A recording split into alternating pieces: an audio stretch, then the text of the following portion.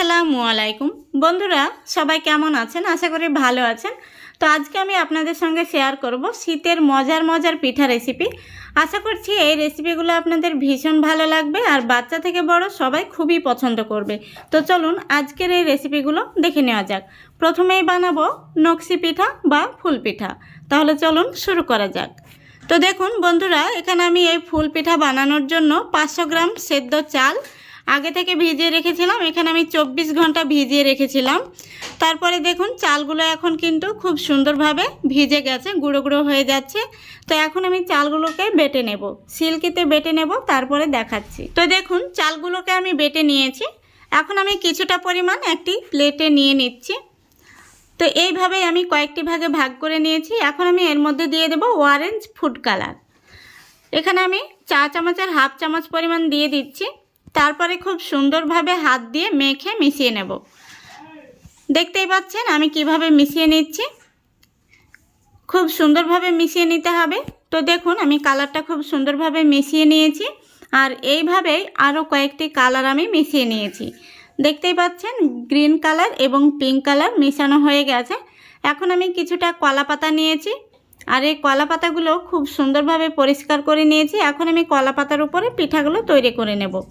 এখন আমি একটি সিরিজ নিয়েছি আর এই সিরিজের মধ্যে পিঠার ব্যাটারটা ভরে নেব। দেখতেই পাচ্ছেন আমি কিভাবে ভরে নিচ্ছি। দেখুন ব্যাটারটা কিন্তু আমি ভরে নিয়েছি। এখন আমি পিঠাগুলো তৈরি করে নেব। তো একটি আমি কলা পাতা নিয়েছি, এই কলা পাতার উপরে পিঠাগুলো বানিয়ে নিচ্ছি। দেখতেই পাচ্ছেন জিলাপির মতো পেঁচিয়ে পেঁচিয়ে কিন্তু আমি পিঠাগুলো তৈরি করে নিচ্ছি। এই পিঠাগুলো দেখতেও বেশ সুন্দর লাগে আর খেতেও হয় ভীষণ ভালো। আপনারা একবার দেখলে যে কেউ খুবই সহজে বানিয়ে নিতে পারবেন। দেখুন কত সুন্দর লাগছে। এইভাবেই আমি সমস্ত পিঠাগুলোকে বানিয়ে নেব।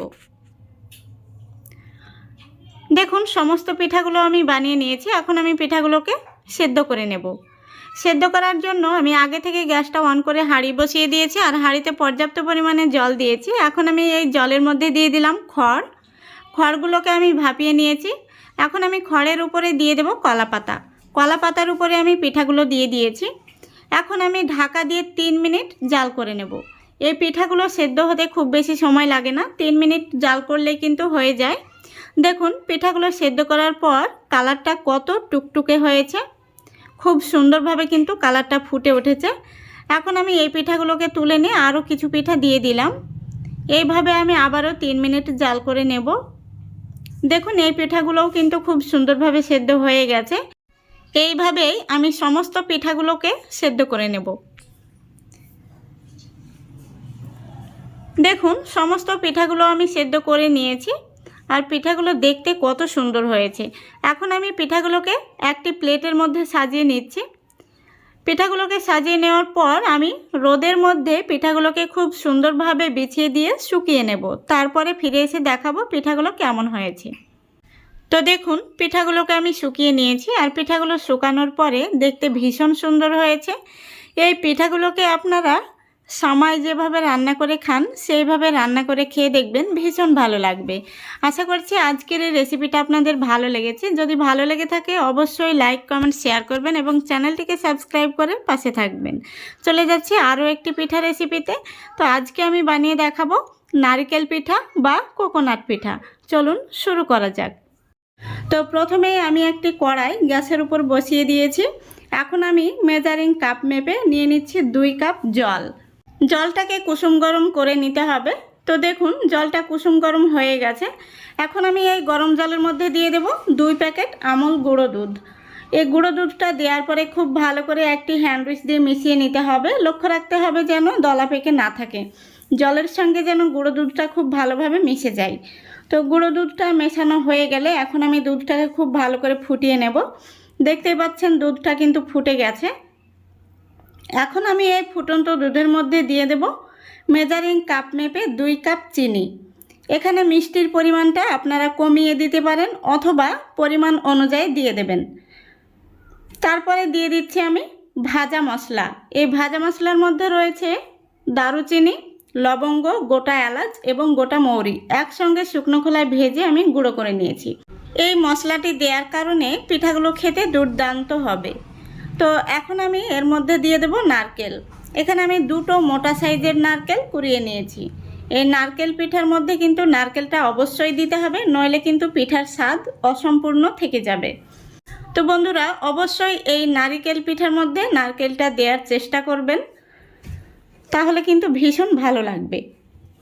এখন আমি বাকি যে ভাজা মশলাটা রেখেছিলাম সেই ভাজা মশলাটা দিয়ে দিলাম, আর দিয়ে দিচ্ছি সামান্য পরিমাণে লবণ। যে কোনো মিষ্টি খাবারে লবণটা দিলে কিন্তু টেস্টটা দুর্দান্ত হয়। তো এখন আমি এই কোরানো নারকেলটা দেওয়ার পরে কিছুক্ষণ জাল করে নেব, যাতে কোরানো নারকেলটা সেদ্ধ হয়ে যায়। খুব ভালোভাবে কিন্তু জাল করে নিতে হবে। তো দেখুন, আমি কিছুক্ষণ জাল করে নিয়েছি আর নারকেলের পুরটা কিন্তু খুব সুন্দরভাবে সেদ্ধ হয়ে গেছে। এখন আমি দিয়ে দেব শুকনো আতপ চালের গুঁড়ো। তো বন্ধুরা, আপনারা চাইলে বাজারে যে চালের গুঁড়োটা কিনতে পাওয়া যায় সেটা দিয়েও এই পিঠাটা বানিয়ে নিতে পারবেন। তো এখানে আমি 3 কাপ আতপ চালের গুঁড়ো দিয়ে দিলাম। এখন নাড়াচাড়া করে খুব ভালো করে মিশিয়ে নিতে হবে। লক্ষ্য রাখতে হবে যেন দলা পেকে না থাকে, খুব সুন্দরভাবে মিশিয়ে নিতে হবে। তো দেখুন, আমি নাড়াচাড়া করে খুব সুন্দরভাবে মিশিয়ে নিয়েছি। এখন আমি ঢাকা দিয়ে রেস্টে রেখে দেব 5 মিনিটের জন্য। গ্যাসের ফ্লেমটা অবশ্যই অফ করে রাখতে হবে। তো দেখুন, 5 মিনিট হয়ে গেছে। এখন আমি ঢাকনাটা তুলে নিচ্ছি, আর যে মিশ্রণটি আমি মেখে রেখেছিলাম সেটাকে এখন আমি একটি থালার মধ্যে নিয়ে নেব। তো দুটো থালার মধ্যে আমি নিয়ে নিচ্ছি। একটি থালায় কিন্তু মাখানো সম্ভব হবে না, একটু বেশি পরিমাণে হয়ে গেছে। তো এখন আমি ঠান্ডা জল নিয়েছি। এই ঠান্ডা জলের মধ্যে হাত দিয়ে খুব ভালো করে মেখে নিতে হবে। যেহেতু মিশ্রণটি গরম রয়েছে, তাই গরম থাকা অবস্থাতেই মেখে নিতে হবে। আর ঠান্ডা জল হাতের মধ্যে লাগিয়ে নিয়ে এইভাবে মেখে নিতে হবে। তো দেখতেই পাচ্ছেন আমি কিভাবে মেখে নিচ্ছি। তো আমি একইভাবে দুটো থালার মিশ্রণ মেখে নিয়েছি। এখন আমি হাতটা পরিষ্কার করে নেব। তো দেখুন, হাতটা পরিষ্কার করে নিয়ে কিছুটা তেল মেখে নিয়েছি। এখন আমি মিশ্রণটি হাতের মধ্যে নিয়ে নিলাম। কিছুটা মিশ্রণ নিয়ে তালুর মধ্যে নিয়ে গোল করে নিয়েছি। গোল করে নেওয়ার পরে সামান্য প্রেস করে একটু চ্যাপটা করে নিয়েছি। এইভাবে আমি পিঠাগুলো তৈরি করে নেব। তো বন্ধুরা, এইভাবে কিন্তু বাচ্চারাও এই পিঠাগুলো তৈরি করতে পারবে, খুবই সহজ। তো আমি আরও কয়েকটি পিঠা আপনাদের তৈরি করে দেখিয়ে দিচ্ছি। এইভাবে ছোট ছোট করে আমি বানিয়ে নিচ্ছি। আপনারা চাইলে লম্বা শেপ দিয়ে নিতে পারেন। তো দেখুন, আমি সবগুলো পিঠা তৈরি করে নিয়েছি। এখন আমি পিঠাগুলোকে ভাজতে চলে যাব। পিঠাগুলো ভাজার জন্য আমি আগে থেকে তেল গরম হতে বসিয়েছি, আর তেলটা গরম হয়ে গেছে। এখন আমি একে একে পিঠাগুলো তেলের মধ্যে দিয়ে দেব। তো বন্ধুরা, এই পিঠাগুলো কিন্তু একসঙ্গে দেওয়া যাবে না, একটি একটি করেই দিতে হবে। আর পিঠাগুলোর মধ্যে লক্ষ্য রাখতে হবে যেন একটির গায়ে আরও একটি পিঠা লেগে না যায়। খুবই সাবধানতার সঙ্গে দিয়ে দিতে হবে। আর অবশ্যই গ্যাসের ফ্লেমটা লো আর মিডিয়ামের মাঝামাঝিতে রেখে এই পিঠাগুলোকে ছাড়তে হবে। পিঠাগুলোকে খুব সুন্দরভাবে আলতো হাতে আমি উল্টে দিচ্ছি। এইভাবে উল্টে পাল্টে পিঠাগুলোকে লাল লাল করে ভেজে নেব। দেখুন, কিছুক্ষণ সময় নিয়ে পিঠাগুলোকে আমি উল্টে পাল্টে লাল লাল করে ভেজে নিয়েছি।